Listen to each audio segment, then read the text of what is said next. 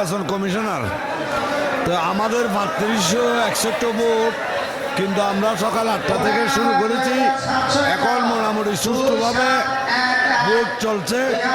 আমরা ৪টা পর্যন্ত ভোট চালাবো আর কি, ৪টা পর্যন্ত।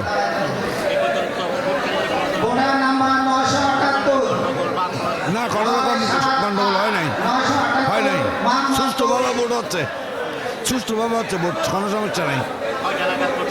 ৪টা পর্যন্ত, সকাল ৮টা থেকে 4টা পর্যন্ত, 8টা থেকে 4টা পর্যন্ত ভোট চলবে। না না, অভিযোগও নাই, কোনো অভিযোগও নাই, সুষ্ঠুভাবে ভোট হচ্ছে।